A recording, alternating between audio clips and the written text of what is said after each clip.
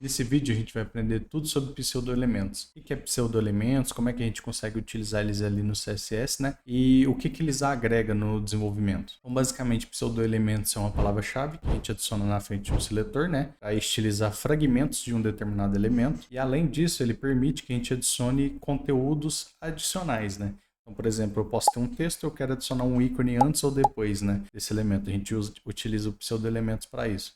No caso, o after e o before, né, que são os mais conhecidos. Muito importante, pseudoclasses é diferente de pseudoelementos, que é o que a gente vai ver nesse vídeo, porque pseudoclasse a gente utiliza 2 pontos e pseudoelementos a gente utiliza dois pontos, né? Vou criar aqui um H1 então, um título qualquer, e vou criar também aqui um parágrafo, igual eu falei. Vou criar um parágrafo usando o Loren. Então, para conseguir utilizar o texto aleatório do Loren, você escreve Loren e dá um Enter. Ele já gera um texto aqui aleatório. Vou criar aqui uma lista também.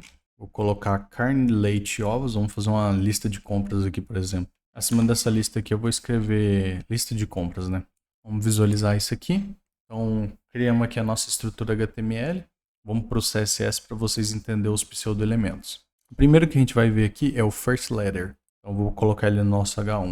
O que o first letter faz? Ele estiliza a primeira letra do nosso texto. Então aqui eu vou colocar ele bem maior, né, que o restante das outras letras. Recarregando aqui, você já consegue visualizar, né? O T ele ficou maior. Vamos deixar ele maior ainda. Perfeito. Vamos colocar ele um font style italic.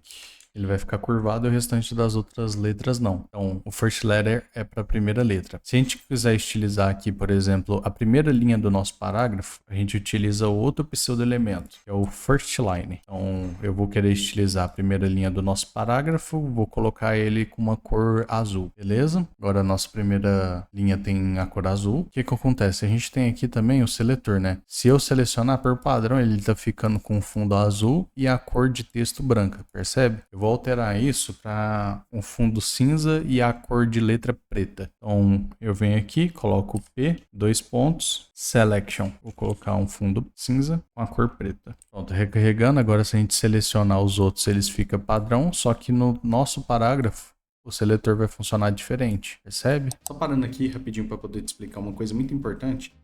No seu processo de aprendizado, você tem que passar por 3 etapas para aprender de verdade mesmo. Ver sobre o conteúdo, aprende, depois você pratica e depois você ensina. É isso que vai fazer você concretizar o conteúdo na sua cabeça. Para você pular dessa etapa 1 e passar para 2, você tem que praticar o que você está vendo aqui. Não tem nada melhor do que o conteúdo que eu coloquei no nosso e-book, que está aí na descrição. Vou deixar passando aí também para você poder ver. Você vai ter questões teóricas e questões práticas, que você vai ver uma tela, vai tentar replicar utilizando o código CSS e HTML.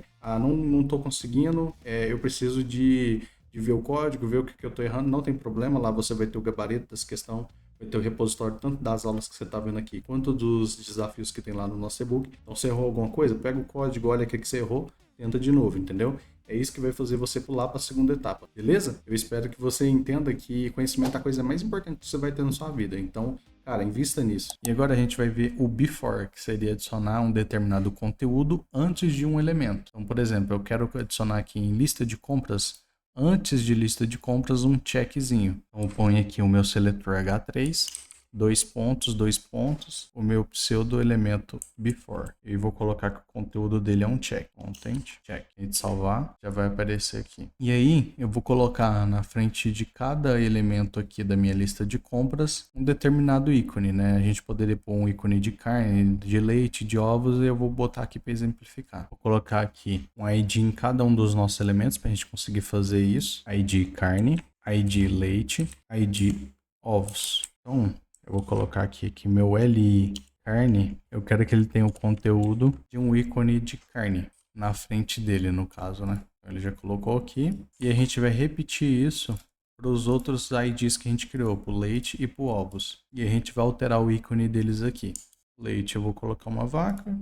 E ovos eu vou colocar uma galinha aqui. Então, recarregando, ele já colocou aqui. Então, aqui muito importante, você viu sobre pseudoelementos, mas caso você não tenha visto sobre pseudoclasses, que é algo extremamente importante no CSS, a gente tem um vídeo no canal que eu vou deixar ele aqui para você assistir.